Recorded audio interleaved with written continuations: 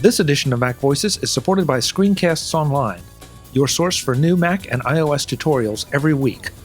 To learn more and for a 14-day free trial, visit ScreenCastsOnline.com. And by MacVoices Magazine, our free Flipboard magazine that brings you some of the best Mac, iPhone, and iPad productivity tips on the web.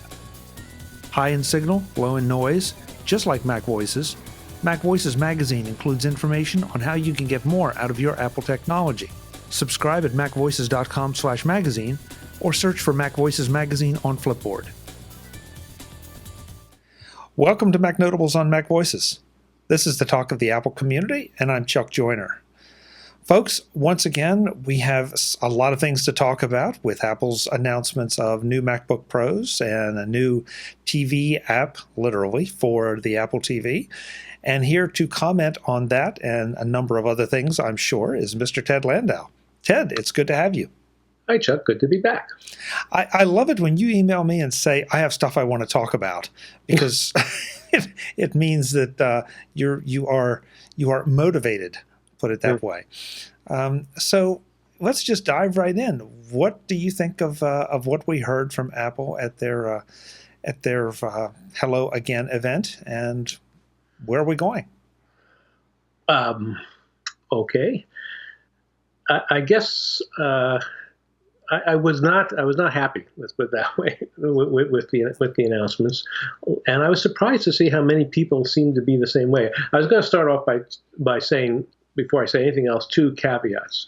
One is I like Apple, and sometimes, especially people who might be listening who don't know me, will sometimes say, "Oh, if you don't, as soon as you start criticizing Apple, inevitably there will be some people who say, well, if you don't like it, buy an Android, buy a PC, whatever."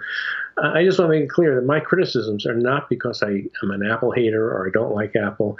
I have, as I'm sure you know, Chuck, I don't have to tell you, but for the benefit of everyone else, my first Apple product was an Apple II.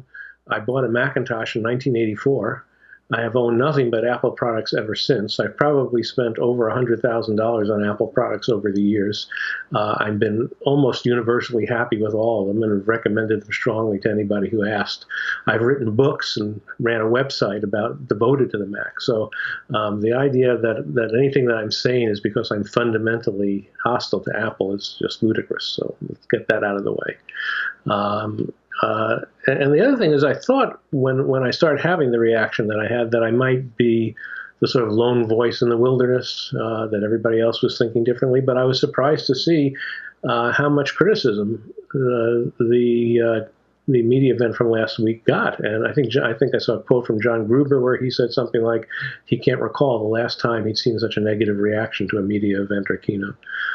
So I don't know whether I was happy or sad, but I was in some sense confirmed to see that my negative reaction was by far not the only one. And again, when John Gruber and others said that, he wasn't talking about people who routinely are critical of Apple. These were negative sentiments from people like myself who routinely are pretty positive about Apple. So all that said, what was it that was making me unhappy? Well, a couple of things. One, which I wrote the column about. Let's get away from the MacBook directly for the moment. I was disappointed by what seemed to me the direction that Apple was going in vis-a-vis desktop Macs, and I wrote an article in which I think I called it Requiem for desktop Macs, in which I suggested that this could be the end of the line, almost, for desktop Macs. And as always, I mean, when I write these sort of articles, I don't know for sure what Apple is doing, and I could be wrong, and I recognize that, and I won't be unhappy if I'm wrong in this particular case.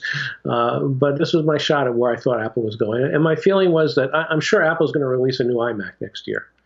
But I was disappointed that they didn't say something about it today. I mean, last week at the media event. Even if they weren't going to announce that, my feeling is at this point, I don't understand Apple's secrecy about the future as much. It doesn't seem to pay off right now. There's a lot of uncertainty right now about where Apple is going. Are they going to become a consumer oriented company? Are they going to try to retain the pro market? How are they going to do it, and so on? And I think rather than leave us guessing at this point, it would be nice for Apple to be more assertive, more proactive about what their plans are. If they plan on coming out with new desktop Macs next year, even if they don't want to announce them today, tell us. I mean, really, what is that going to cost them? What's the big secret? Like, oh, wow, we thought you were never going to release desktop Macs again. I mean, thanks this big reveal. I don't think it would hurt their company in any way. In fact, I think it would help it because it would relieve a lot of anxiety and uncertainty, and it would prevent. I mean, if they were planning on coming out with desktop Macs in January, then I wouldn't have had to write the article that I wrote because I'd know it'd be wrong already. They could have just clued me in. And I don't see what advantage they get by keeping that sort of thing a secret. I do think they're going to update the iMac in 2017. It'll make it Thunderbolt 3 and other things that may be comparable to what they did with the MacBook Pro. I have much less certainty about the Mac Pro and the Mac Mini. And the Mac Pro, let me just spend a minute on that.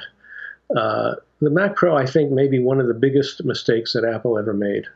And it has a market that I consider today to be a market of zero. And even when I've read some articles that suggested, I was just reading one this morning, that suggests, Apple's going to come out with a new Mac Pro next year. And typically these articles suggest that it won't be just an update to this current Mac Pro. It'll be some new design, recognizing that the current design is a failure. I'm not as convinced of that. In fact, I'm fairly convinced that that's not the case. But even if they do, it still recognizes that the current design was a failure. And I don't understand how if Apple really intends to pursue the Mac Pro market, it seems to me a very poor way to do it, is to reduce your current market, the market for the current machine, to zero. I mean, really, I'm honest, who would buy a Mac Pro today? It's a 3-year-old machine that has ridiculously poor specs compared to what you would expect for the price that you're getting today. Has only 12 gigabytes of RAM, 256 gigabytes of storage at the base level price, and even that base level price is not cheap. Because to get a Mac Pro and a monitor is going to cost you around $4,000. I mean, we're talking about a lot of money for something that is hopelessly out of date by today's standards, and that Apple has shown no interest or indication that it's going to update it. Maybe it will, maybe it won't. I'm thinking it won't.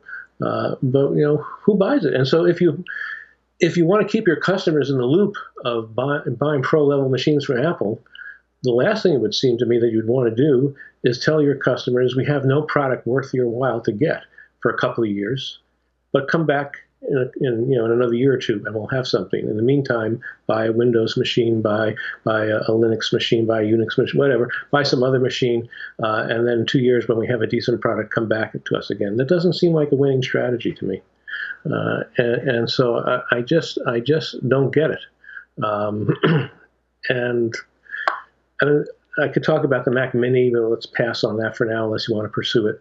The other thing that struck me was when Apple came out with the announcement of the MacBook Pro, I should say, they tried to position it as if this was a viable workstation machine. They showed a picture, they didn't have it on stage, but they showed a photograph, as I recall, of a MacBook Pro attached to 2 external 5K monitors, a RAID enclosure, and they say, this is a pro-level machine. And I'm thinking, yeah, it's nice to market it that way. I'm not sure people who are in the market for that sort of machine will actually buy it. It's still, with a limit of 16 gigabytes of RAM. I'm not sure this is the sort of machine that they want. Plus, it just felt awkward also, in the sense that almost everyone I know that attaches, and you can tell me, I think you've done this, so maybe you can tell me your experience. Almost everyone I know that attaches a large external monitor to a MacBook when they're home, then closes the lid of the MacBook and uses an external keyboard, because the MacBook keyboard and screen largely get in the way. That's the way I know several people that have that set up, and that's the way they've always used it. I can imagine there'd be some people that don't do it that way. I'm sure there are.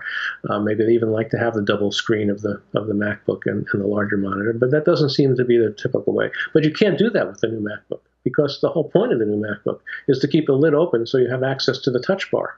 If you're going to close the lid, then you've defeated the whole reason you got the MacBook in the first place. And so it just seems doubly awkward. And I'm not even sure how well the touch bar would work with two external monitors to either side of the laptop. They showed, for instance, how when you drag down something that you want to the magic bar from the screen with the track bar, it just then appears on the touch bar. Is that going to work as well from the external monitors? And plus, there's the whole thing about that. I haven't been able to try it, but I was just thinking about eye movements and the idea that if you have a large external monitor over here, then you are looking in a very different direction from where the touch bar is. And I think it becomes much more difficult to use the screen and the touch bar together than it would be if you were using the laptop's built-in screen, where the screen and the touch bar are almost touching each other. So there's just a lot of ways in which I worry that the whole setup doesn't sound very good.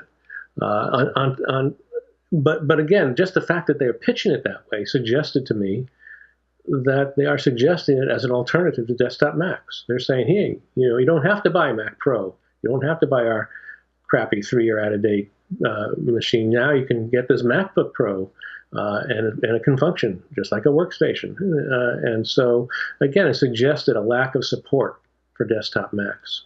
The fact that there isn't a touch bar yet, and I realize it may come next year, but the fact that there isn't a touch bar yet for any desktop Mac, including the iMac, is another reason to think about where this is going. Apple's pushing the touch bar. Are they going to have it on an iMac? I don't know. I think it's difficult to have a touch bar on a wireless keyboard, which seems to be where Apple has been headed with their keyboards. Are they going to go back to a wired keyboard to accommodate that? Are they going to find a solution where the touch bar can work from a wireless keyboard? How expensive is it going to be? There are a lot of unanswered questions there. And if Apple never comes out with a desktop Mac that has a touch bar, then are they just pushing this whole new technology that Photoshop that Adobe rewrote Photoshop for, and that they rewrote Final Cut for, so that it can work just on a subset of their laptops and nothing else? I don't know. It seems a little bit strange to me as well. And then there's the whole issue of their monitors to begin with. We were talking about the external monitors.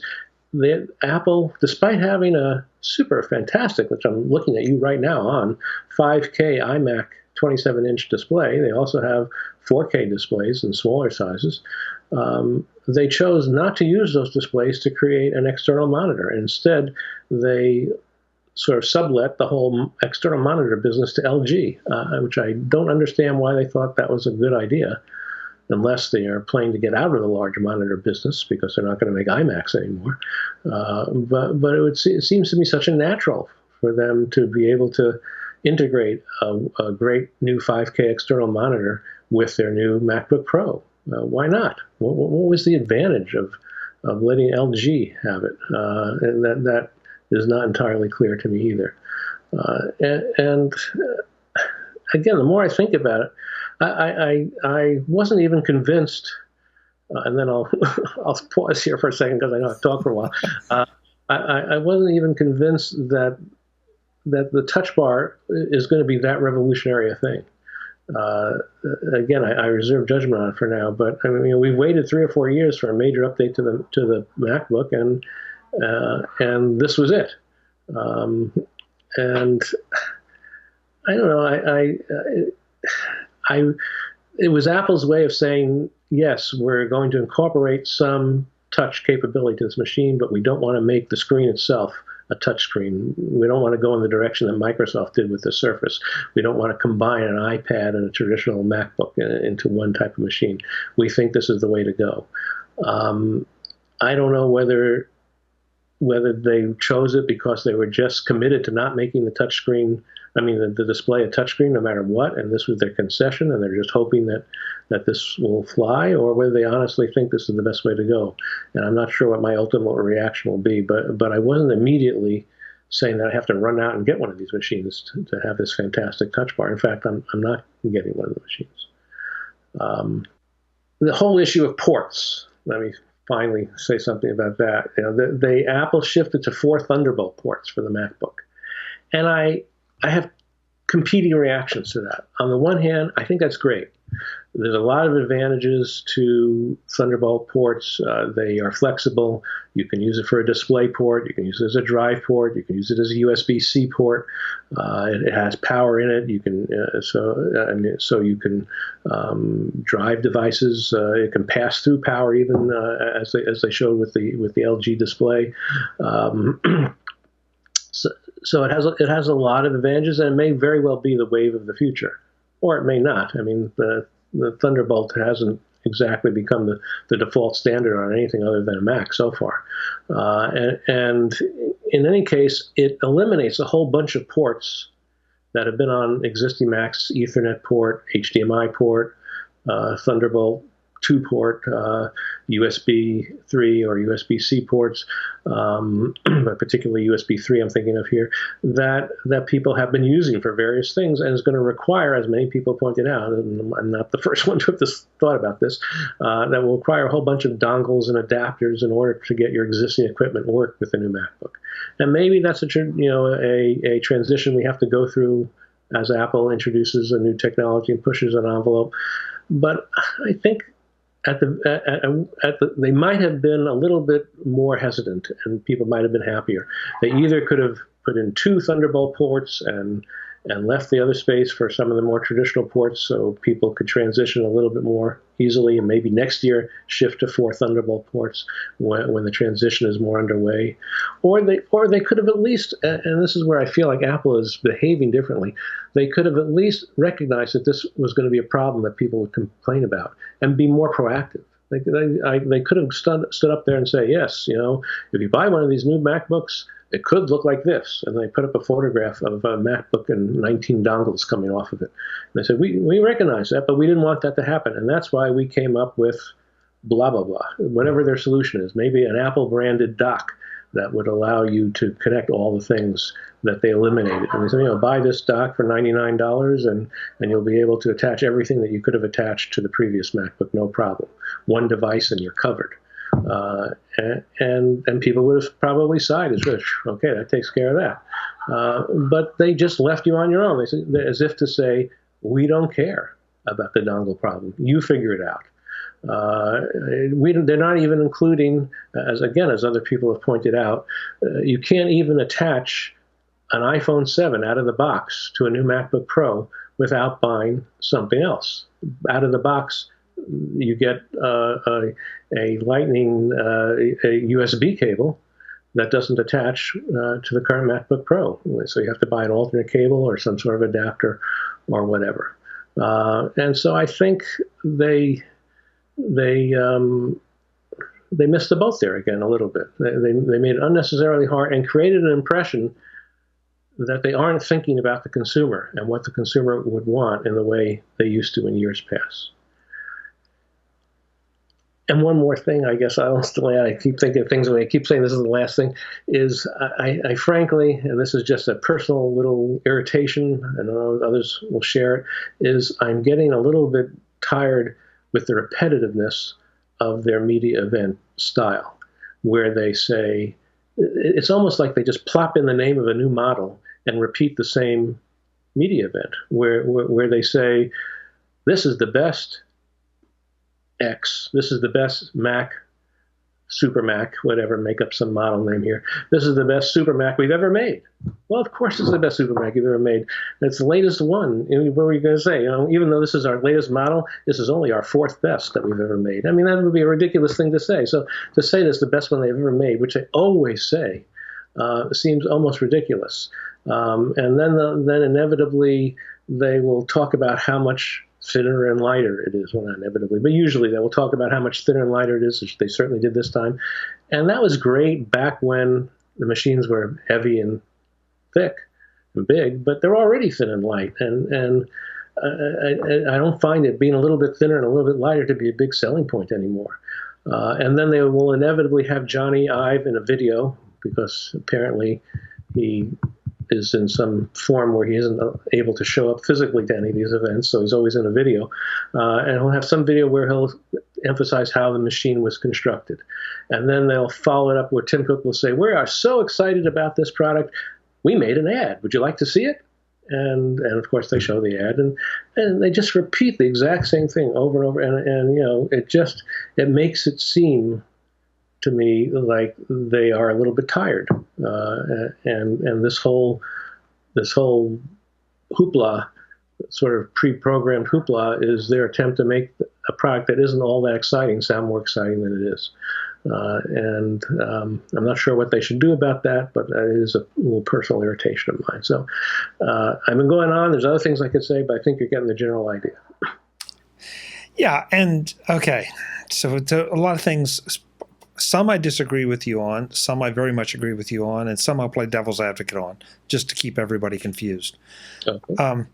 When I saw the announcements of the new MacBook, I frankly, there were a couple things I was not happy about, but I also stepped back and said, this is not a bad machine. I have one on order. Sorry. The first thing that got me, of course, was the Touch Bar.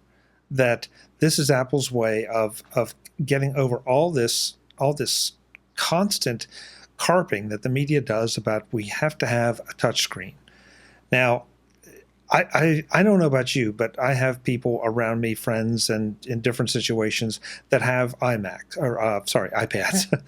and they'll say, well, can you look at this or can you fix something? And they'll hand me an iPad, and I want to go get a rubber glove because the iPad is so grungy and dirty that I do not want to touch it.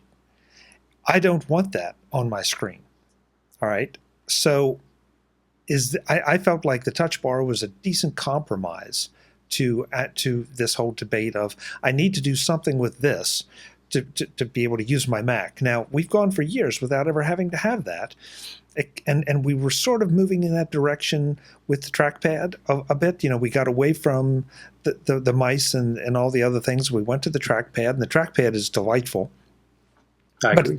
But it seems like, okay, we need the public wanted something more, and Apple believes firmly, and I happen to agree with them for a lot of personal reasons, not just because they're Apple, that a touch screen on a Mac is not the way to go. So I like that.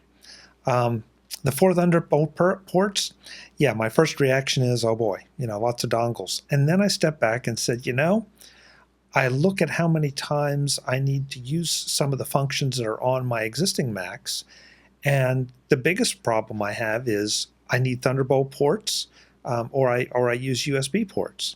I don't really use Ethernet any longer because the Wi-Fi is so good in most situations. I don't use the SD card slot, so I didn't mind that. And the Thunderbolt ports I almost saw as a way to future-proof this particular device just a little bit, because yes, I'm going to have to spend a little money, sometimes more than a little money, to get a dongle. But I will still be able to do it. And Apple put in what, as far as I know, is the fastest port available right now as this is coming out. So it's got the throughput that you need, depending on which protocol you use. So I felt like, all right, that's not exactly the elegant Apple way, but it's a good practical way to move us into the future. And when I drop the money on this machine, not feel like I've got to go to the next machine up the next time it comes out, even though I might, but I won't have to, because I will have the ability to adapt to it. And I don't know about you, but I've got laptops sitting around here that still have FireWire ports. Well, they're good for nothing because all my FireWire drives are so slow and so small that they're basically useless. Well, I worry a little bit that Thunderbolt 3 might wind up being useless in the not too distant future if it doesn't get accepted as a standard. I mean, Apple has had problems with their proprietary ports getting widely accepted, and so. But as I understand it, and correct me if I'm wrong, this port also is USB 3. USB-C. Or USB-C, excuse me. That's true. With a USB 3.1 protocol through that port. So that's one of those, okay, if I can't use it this way, I can use it that way. And that's a good thing. If I can respond before I forget please. Yeah, I certainly agree with you about the Thunderbolt port being a sort of future-proof approach. And I said I had mixed reactions to it. There's certainly good parts to it.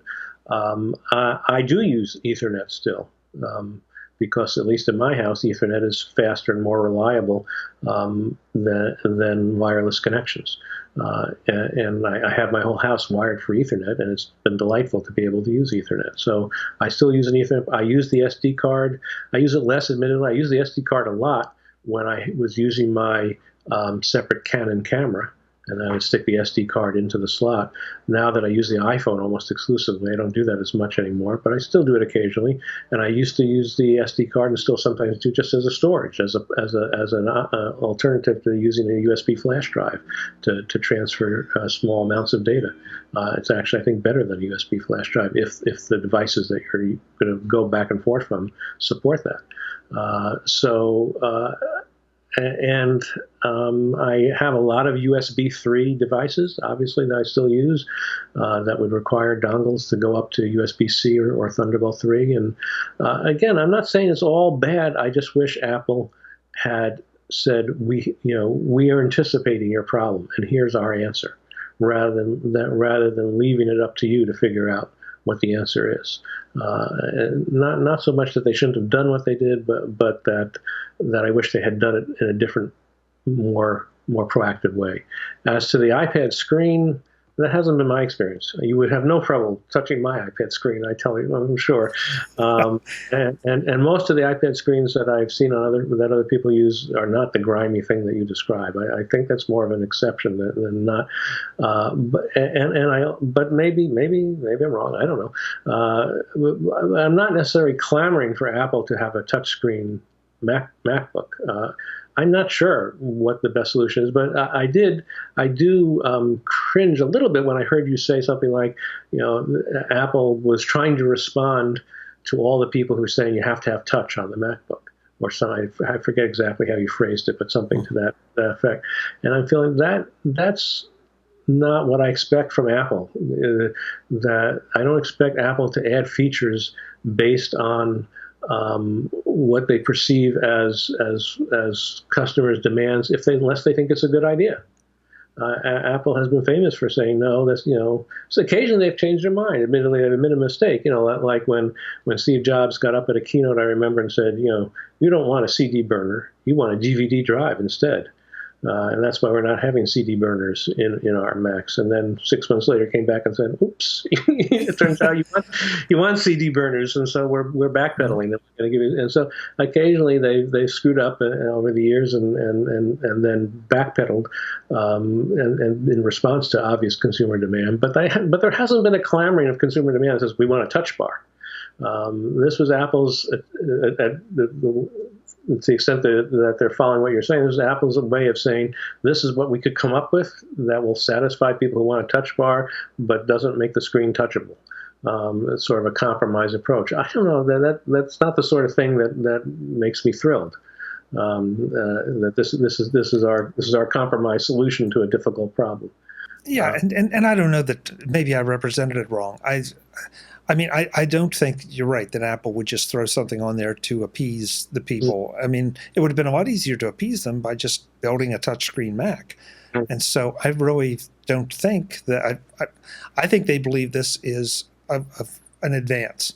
And certainly, judging by the fact that it appears to be programmable, not just by the OS, but by developers as well. I mean, a lot of us use you map certain things to your keyboard shortcuts, especially in the Final Cut world, to the function keys, pardon me. And this way, now they can be exactly what they should be.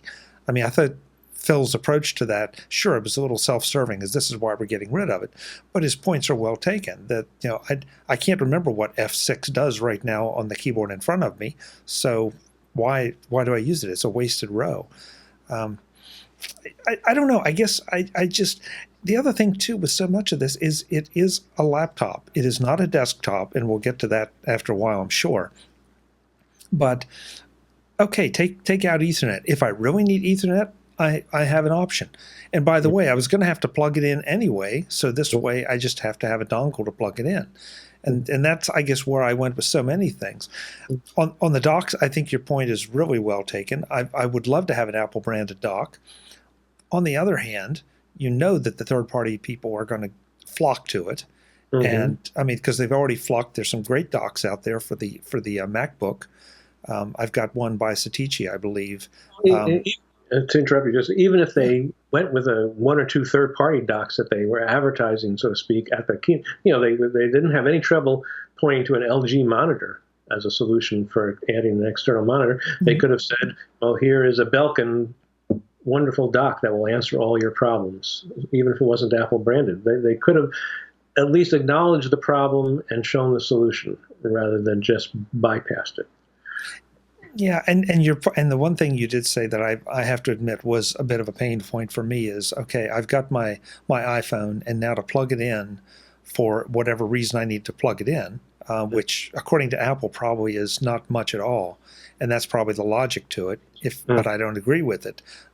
That okay, now I've got to buy a specific cable or adapter to do that, and that bugged me a bit. No question.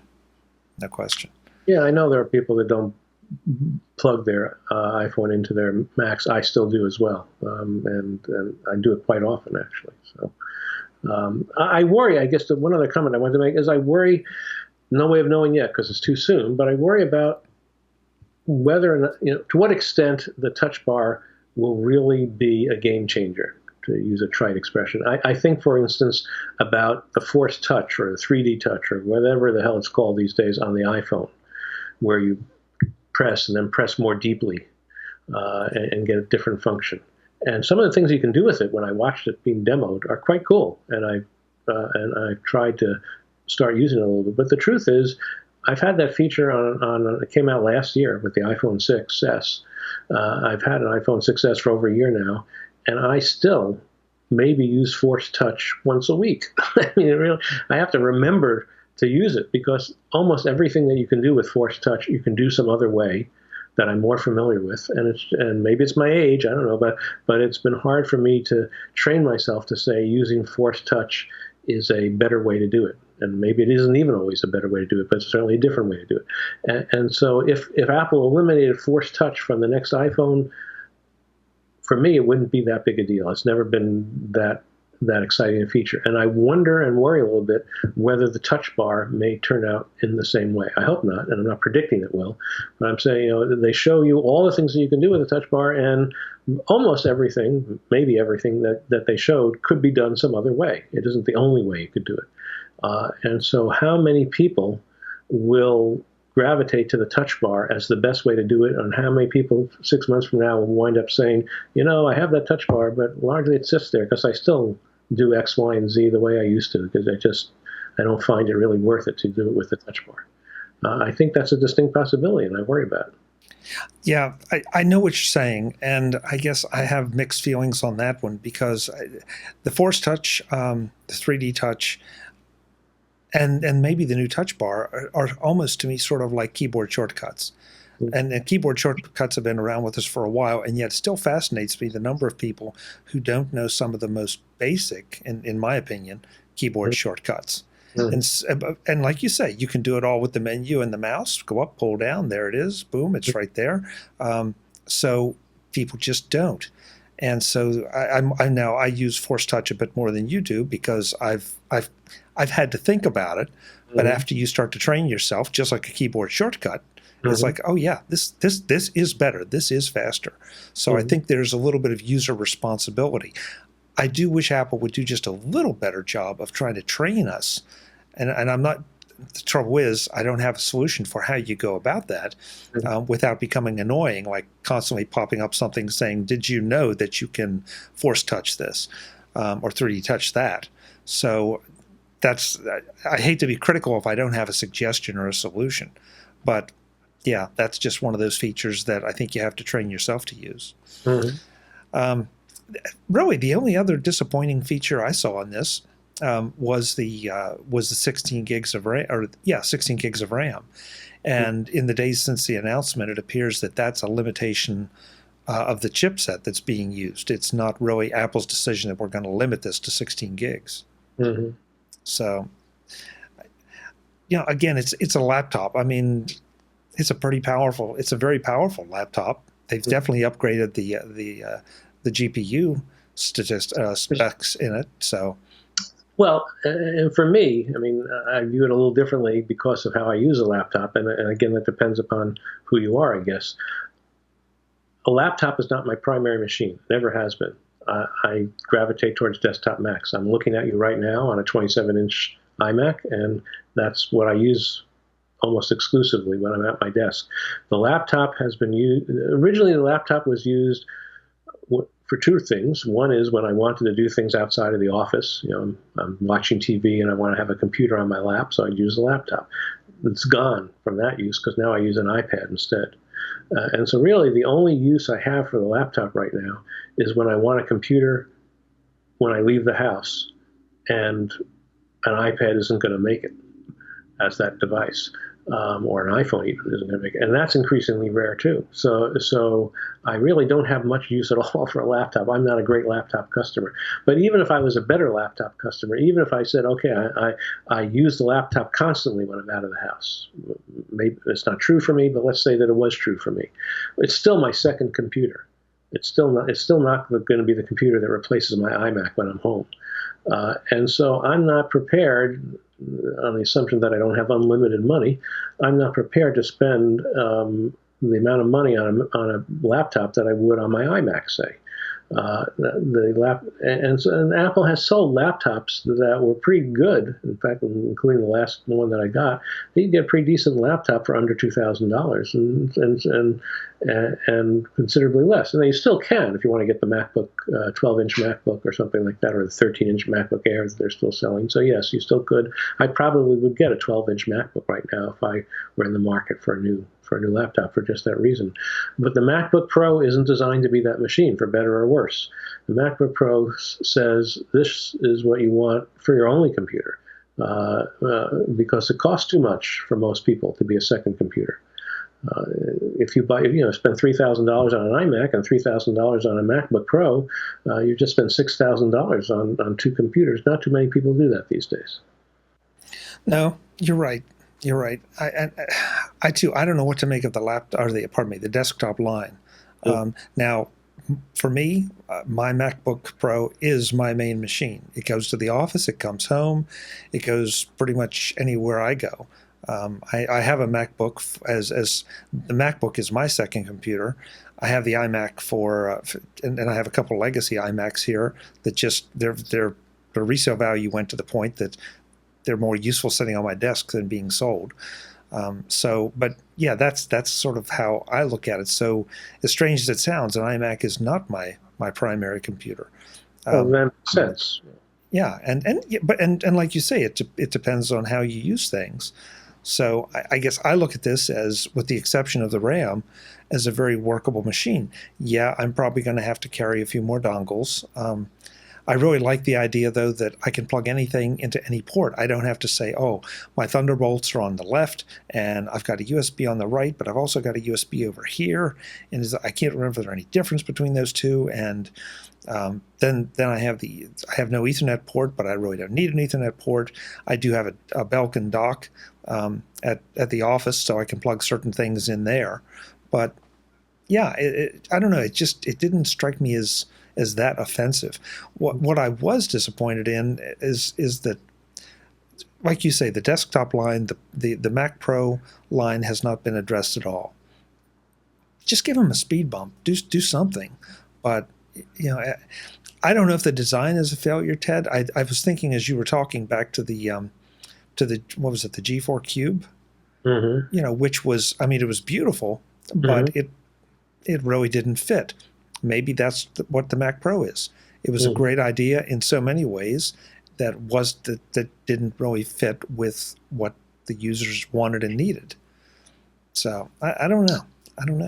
I just wish, for me personally, that Apple would at some point make it clear what's happening. I can understand. They update the iPhone every year. Okay, I understand. The iPhone is 65% of their revenue right now.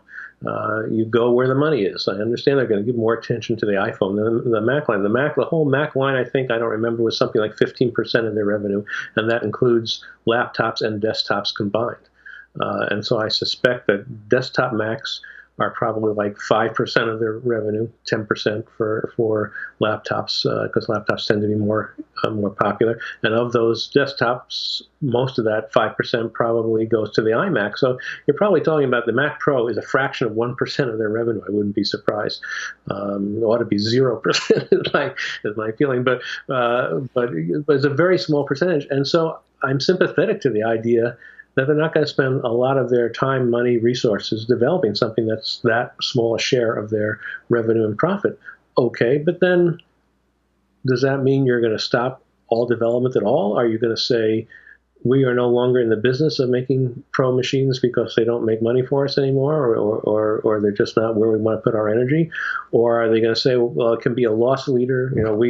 We recognize the value of the pro community, and we want to make sure that they stay in the Mac environment. And so it's worth it to us to have a machine that isn't making a lot of money just so developers and programmers and whatever, engineers and other professionals, video artists, stay in the Mac community. Whatever it is, tell us already. We shouldn't have to be guessing at this point which one of those two statements is true. Yeah, I mean, how can I disagree with that? I want to see, I want to see Apple build a killer Final Cut machine, and I want to see, for the reasons you said, them build a killer Photoshop machine. And the one thing that you have said, a lot of people have said, and I vehemently disagree with, is here we go. Yeah. is this idea that, I can just switch over to a Windows box or a Linux box. Mm-hmm. I don't even want to think about how much money in software I have invested in my Macs. I don't want to, and I definitely don't want to think about the number of hours that I have invested in creating a productive workspace for myself with that software. And you don't just switch over to Windows and everything goes with you. I mean, if someone's thinking about it, first of all, you may get the horsepower, you may get all the specs you want, and if you're running a render farm for video, you may get everything you need easily. But I still have some interactions with Windows that, and every time I do, I utter words that we can't use on this podcast because it is just such an amazing pain. I just, everybody's giving a lot of praise to Microsoft right now, especially for the new Surface Pro and Surface Studio, pardon me. Interesting design, but you've still got a huge problem with your operating system as far from a usability standpoint. And I won't even get into security, but just from a usability standpoint, it drives me crazy. I obviously agree with you at an emotional level, because otherwise we wouldn't be sitting here talking. I wouldn't have been, as I said at the start of this podcast, have used nothing but Macs for the last 40 years or whatever. So yes, I do agree with you. But that said, I remember in the mid-90s when it looked like Apple might go bankrupt before Steve Jobs returned and turned things around, that I was looking at Windows. I even bought it. I bought a what was it, Gateway, I guess, the one that had cows as their logo. I bought a Gateway and had it in my office for a while to start seeing what it would be like to use a Windows machine, because I was feeling I might have no other choice. So much as I would have preferred a successful Mac, it may not be where the future is. And I think that's where some of these potential switchers are looking at. They're saying, okay, yeah, I'd like to continue using a Mac. It's not like I'm relishing the idea of switching or thinking that it will be trivial to switch. But if Apple is giving up on making machines that I can use, then I'm going to have to switch. And if I'm going to have to switch, maybe I should do it now rather than wait another couple of years to find out for sure that Apple is abandoning making the type of machine I need. Ted, is it time that Apple, I mean, if they're really going down that path, which I happen not to believe, I don't think it makes sense at this point, but if they are doing that, is it time that they settle on, let's just say 3 models and then speed bump them on a regular basis and just say, okay, we have evolved this thing to the point that it can't be evolved anymore. All we can do is maybe give it more horsepower, and as faster connectivity options come on board, we upgrade those. But as far as the form factor, the iMac is it. and the MacBook Pro is it. And well, sorry. Go ahead. well, and the Mini, the Mini. Okay, the Mini needs an upgrade, but those three form factors are what you're going to have to work with now moving forward, from a form factor standpoint. And we're going to try to keep the spec. We are going to keep the specs up. Well, as I argued in the article that I wrote, it could be even worse than that, so to speak, or better. I could imagine an Apple store of the future where you walk in and all they have are laptops. The Mac Pro is gone, the Mac Mini is gone, and perhaps even, though that's where I have the most hesitation, perhaps even the iMac is gone, in which they just say, we live in a world of portability and mobility. The days of people wanting a computer that's tied to their desk, that they can't, like you do. Your laptop is your desktop machine, and then you pick it up and take it with you when you go. You are becoming, you represent what Apple sees as the future of computing, and the idea that people want a big, heavy, whatever, medium heavy, certainly tied to the desktop machine is going away. And so you come into Apple 3, 4, 5 years from now, an Apple Store 3, 4, 5 years from now, and they have an assortment of laptops that range from maybe sub $1,000 machines, or just about $1,000 machines for people who just want an internet machine, to pro-level laptops that can be connected to big external monitors if you need to. And then you have your iPads and your iPhones, and that's it. I don't see why that would be such a radically horrible, unlikely to be true scenario. I think it's actually pretty likely. And thank you, because you reminded me of something else I wanted to just touch on.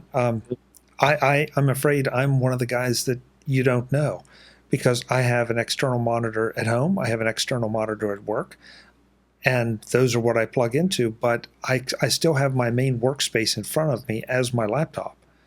So that's where I work, and then I use the external monitors for ancillary things.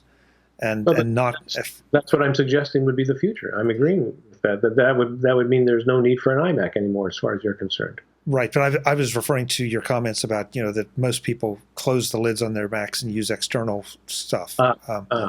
Yeah, that's Lucas. yeah. So maybe I'm an outlier in that regard. I don't know. I mean, folks, we'd love to hear from you. If you have that kind of setup, do you close your lid and do you use what? Yeah, that didn't come out right. Sure. Yeah. Do you? I mean, if you plug in an external, do you have the external as your primary monitor or your main monitor that you're working on, or are you working on your laptop? And I think the reason I do it is because the laptop screen is so gorgeous and has such great resolution. I really don't gain that much by using the external for it. So that's... Well, my son, for example, who's a web developer, he has just a laptop. He uses it as a laptop at home. That's all. He doesn't have an external monitor. Carries it around the house, uses it in whatever room he happens to be in. And then when he takes it to work, there's a 27-inch monitor and an external keyboard. He just closes the lid, connects it to the dock or existing cables that are there, and works as if he's working on an iMac, for the rest of the day. It's a stationary 27-inch monitor, external keyboard, and functionally you would be hard-pressed to know that it wasn't an iMac if you don't look closely at the laptop sitting there.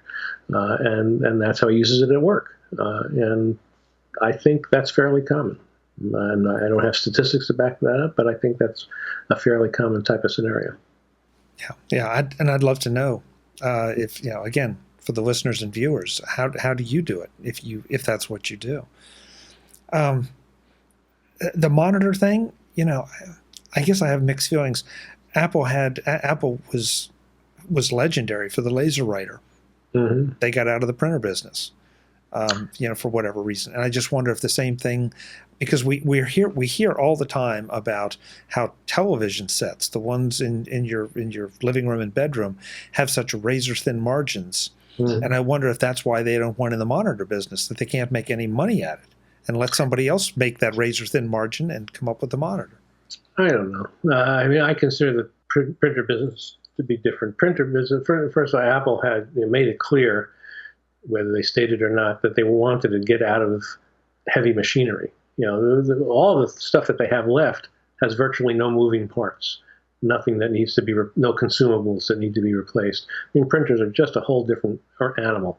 These huge machines, many of them that have drums and toner and wheels and gears and all sorts of things that Apple has largely eschewed in all of its other products. So a monitor isn't like that. They already make monitors. I mean, they has a 27-inch screen right in the iMac, and it's not like they have to invent the new technology. And I just, it doesn't make as much sense to me, even if the margins aren't great, that they would choose to do this. So whatever. Yeah. I don't know. I guess I like you. I'm trying to make sense of some of it and trying to find what might be viable reasons, not excuses, but reasons that Apple decided to go in a different direction. Well, I'm sure there is a reason. They don't share it with us, obviously. Yeah. I don't know why they don't. I honestly don't. It doesn't seem to me that it would cost them that much. I know it's not the Apple way. I don't expect them to do it because they never have, and so it's not like I'm surprised. But what would be the big problem of saying of Phil Schiller or Tim Cook staying up there at a meeting and saying, "You may be wondering why we went with an LG monitor instead of making our own monitor." Good question. Well, here's why, and then just telling us. Why would that be such a horrible thing to do? I just don't get it. Yeah, I see your point. I think that the reason, though, one of the reasons they aren't going to come out and say, "Hey, we're going to rev things in 6 months, so hang on," is they might as well just shut the whole line down until they rev it, because there aren't going to be a lot of people that are going to be out there buying the machines knowing that the next rev is coming. So I think that's why it's always been a bit of a mystery. Well, that's a different issue from why they're not making monitors. Absolutely. Now you're going back to why they don't say that there are desktops coming next year. Well, I don't know. I think that's not a big deal anymore. I mean, people are always expecting new models. I mean, it's like saying, well, I'm not going to buy an iPhone 7 because I know an iPhone 8 is coming next year. I mean, people know an iPhone 8 is coming next year, and they still buy the iPhone 7. I don't think that argument holds as much water anymore. People know new models are coming out all the time. No. And if people thought they were never going to make another iMac again, and if there weren't new models coming out, I mean, I'm not sure that would be any better than knowing that there's a new model coming out in 6 months. Well, yeah, that's true. There would be a run on iMacs. Yeah. I would think. Maybe not. Maybe not. Maybe they would say time to abandon iMacs because Apple isn't going to make them anymore. If that announcement came out tomorrow, I don't know would my reaction be, I got to go and get one and keep it running for as long as I can, or I'm going to wait and see what I can do with the laptops. Of course, for me, the laptops are the main machine, but interesting question. I don't know. And speaking of that, I got the new 2015 iMac, the latest one that they make. And I was thinking, what if they announced an iMac with Thunderbolt 3 ports tomorrow? Would I be anxious to get one? Would I be sorry that I got this one 8 months ago or whenever it was I got it, 9 months ago?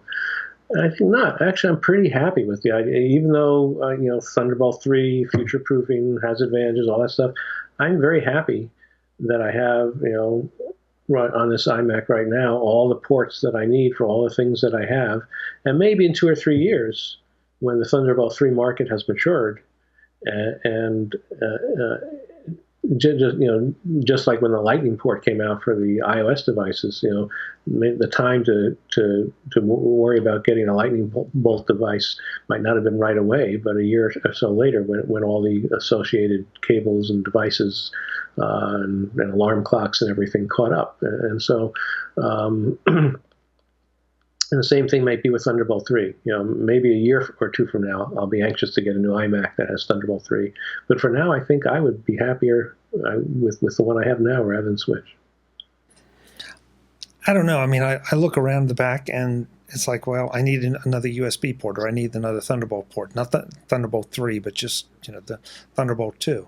And I'm constantly running out of ports and trying to jiggle things around and work around. In some ways, it would be a relief to just say, I'm either going to have to buy a dock or just let me put adapters, and then I can plug in as much as I need. I have 5 Thunderbolt devices, and I have 2 USB, but I've got 5 USB ports, and Thunderbolt ports, and it just drives you crazy after a while. So, it's just I wouldn't look forward to having to replace I have two external USB 3 drives attached to my iMac. I have the blue microphone that we're using right now to talk to you, USB, probably USB 2 attached to the device. I have a Thunderbolt 2 enclosure from whatever, I can't remember the name of the company, senior moment here. So I have a USB dock for assorted other devices. I have a Dymo printer labeler. I don't know. I have to look around here. I'm sure I have other, and every one of those devices would not directly attach to Thunderbolt 3. Every one of those devices would need some dongle to make them amenable to a new iMac. And it wouldn't be worth it to me right now. Maybe, like I said, maybe a year or two from now, when Dymo comes out with a new labeler that works with Thunderbolt 3, and Blue comes out with a new microphone that works with Thunderbolt 3, and I get around to replacing or willing to spend the money to replace my equipment with everything that's compatible, then it would be different. But right now, I think I'm happy. Just everything works. It's all set up nicely. Why mess with it? If it ain't broke, don't fix it. Yeah.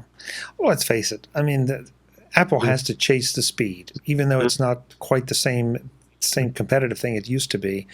That there's got to be a reason to continue to upgrade, and very few of us really need all that speed. I mean, it's Thunderbolt 3 is coming. I don't want to say they shouldn't have done it. Let me be clear, but I'm just saying I'm not sure they handled it in the ideal way. Yeah. I don't know. It's an interesting discussion to have because we have different ways of using our Macs just between the two of us, and so that makes the new MacBook Pro a little more appealing to me than you. But we'll see. Who knows? Maybe next week Apple will bring out everything we want, and we'll both be happy. Yeah, that could happen. I wouldn't bet on it.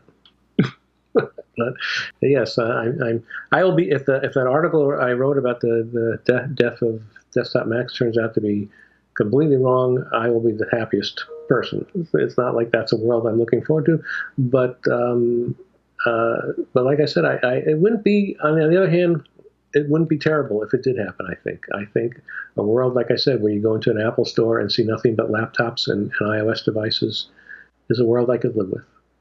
Yeah. I will have a link in the show notes, obviously, but for folks who can't wait or don't want to jump over there, where is this article to be found? At my personal blog, which is www.tedlandau.com/slantedviewpoint. Are all your viewpoints slanted? Yes, that's it. If they're straight, they get discarded immediately. Yeah, that came out wrong too.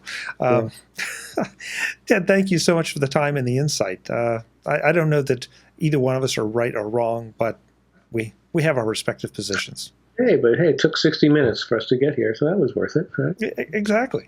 Hopefully we entertained some people, if nothing else. That's right, exactly. We'll see you next time. Okay, I'll look forward to it. Folks, I'm Chuck Joyner. This is Mac Notables on Mac Voices. We'll look forward to seeing you back here next time, no matter who's here, because they're always great guests and they always give great information. Until the next time, thanks for watching. Visit MacVoices.com for show notes, links to subscribe, and to connect with Chuck on Twitter, Google+, Facebook, YouTube, Vimeo, SoundCloud, the Mac Voices blog, the Mac Voices Dispatch, our weekly newsletter, and on MacVoices Magazine, free on Flipboard that helps you do more with your Apple tech. Advertising handled by Backbeat Media at backbeatmedia.com. Bandwidth provided by CacheFly at cachefly.com.